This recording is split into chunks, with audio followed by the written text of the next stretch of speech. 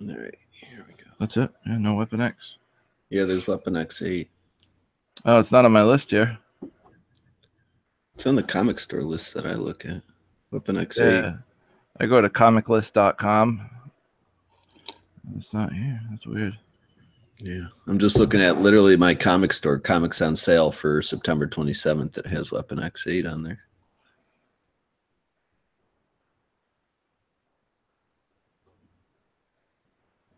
Oh shit! Excellent. Oh, fuck it. All right, we'll get going here. Oh, where'd my notes go? There. Okay.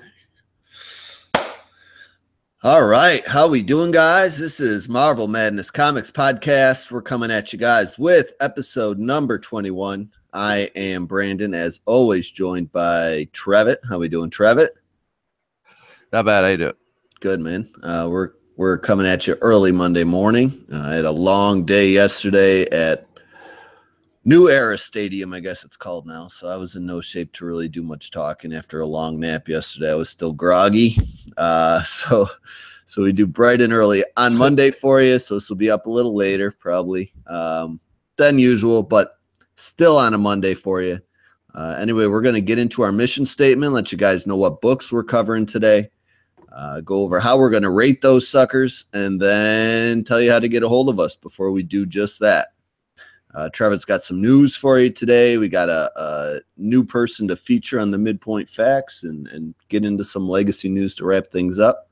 But anyway, we have 4 books in the lineup for you tonight as we strive to fulfill that mission of providing you the ins and outs of the Marvel comic book universe.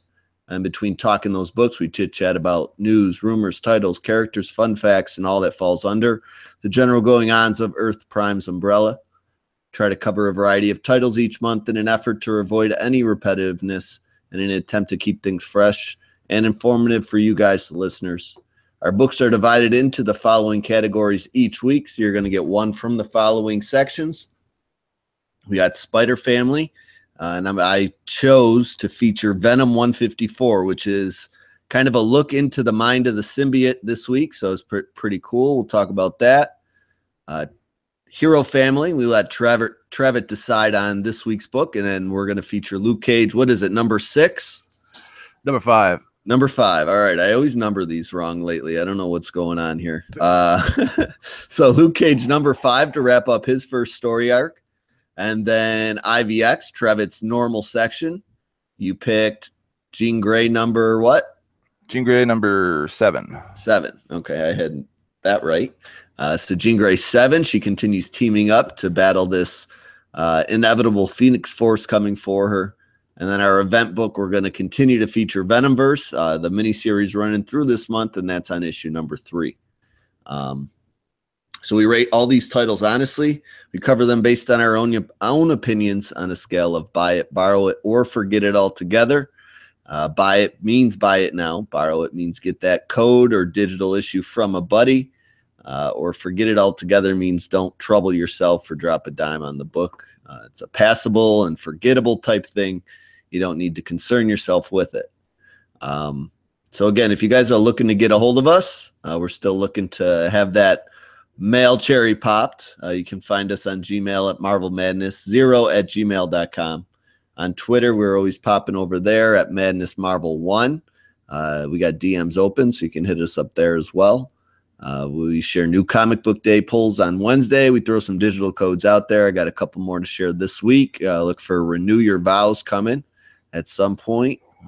That issue got back on track this week, so you can enjoy that. But yeah, we post those once in a while. And that's how you can find us. Get a hold of us, share your thoughts, opinions, whatever you want to do. Argue with us, tell us we're awesome. We're here for it all. But with all that being covered, all the basic bitch stuff out of the way, we're going to move on to our news section where Trevitt is going to spotlight a few things we found out this week. All right, so we are back. This is Trevitt taking over for the news. What do you got for us? Yeah, I was gonna say I'm 2 issues behind on Renew Your Vows, and I know Stegman is writing it now, and he's not doing the art. But I was flipping through this issue, and that Brian Level art looks pretty good in comparison to what Stegman was doing. Like it kind of follows the same style, like almost. Like I really enjoyed this week's issue. I didn't enjoy the previous one, so I think this is what 11. Number 10 felt like really kiddie and kind of off to me, and then this one, I don't know. It just everything felt kind of a little back on track. That was the Normie one, right? The last one. Yeah. I don't know what it was. Maybe because Normie was so featured in it. But I don't know.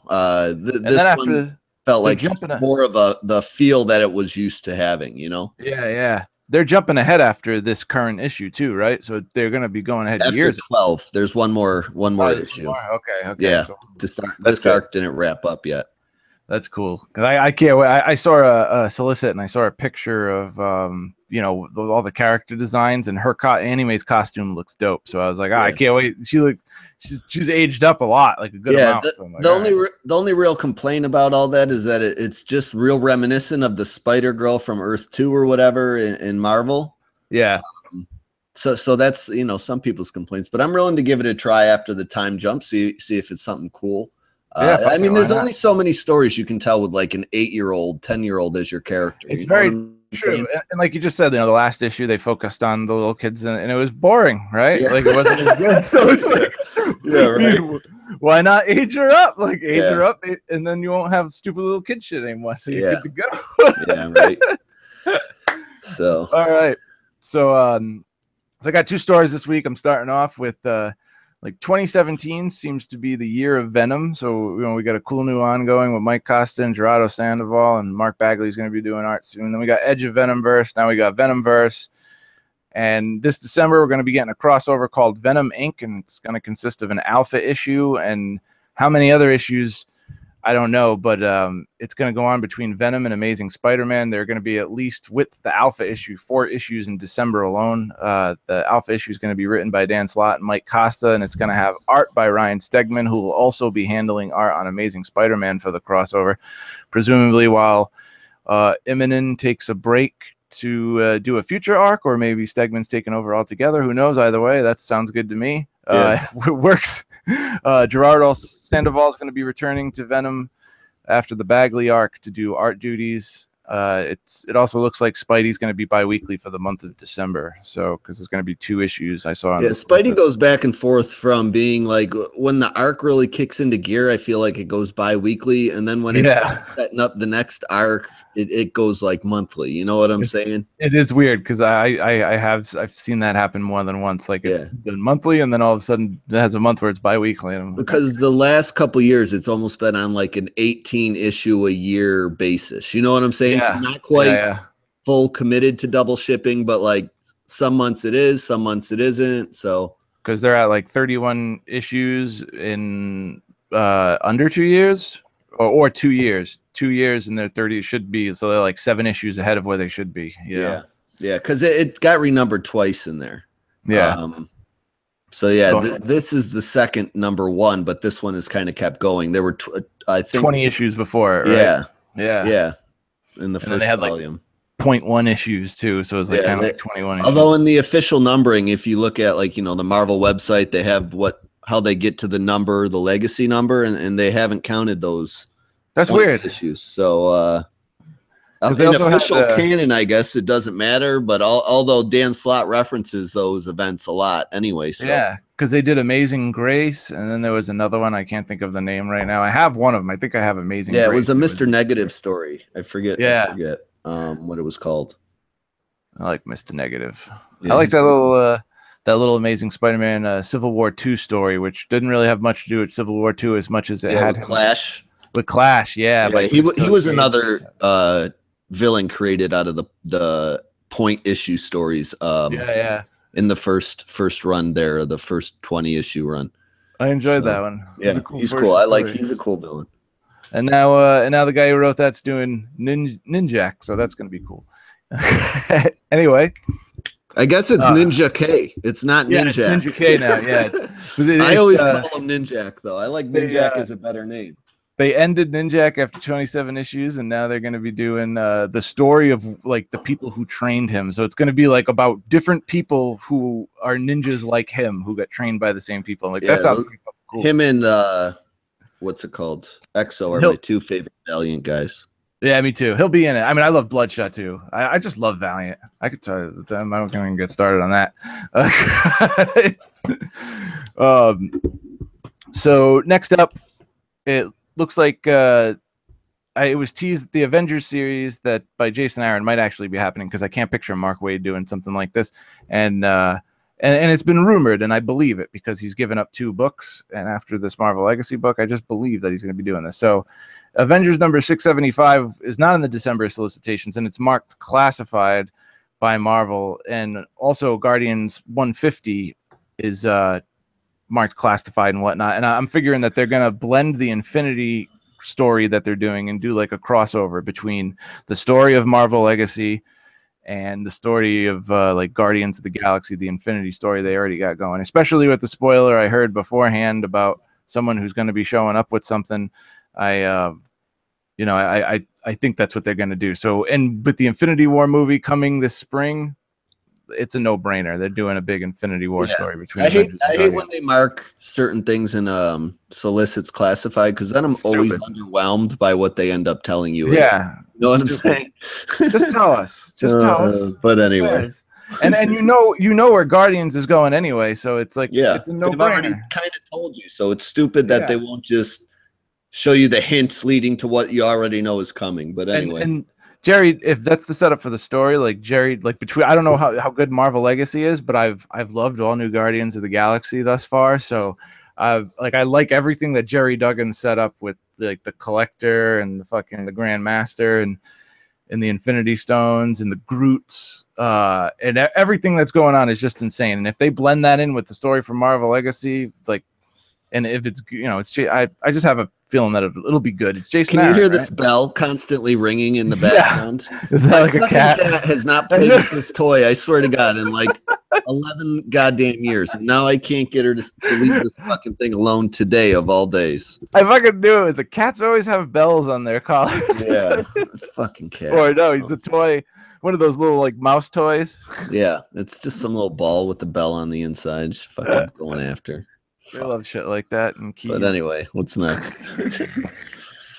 That's it. That's all I got. I had another story, but it's a big fucking spoiler. And yeah, we're gonna discuss that at the end. So if you don't want to know what's coming in Marvel Legacy, because I know a lot of what I've noticed happens with our download numbers is the individual episodes get decent numbers the week they come out, but then the very last week of the month, like we get crushed with downloads in order of the episodes.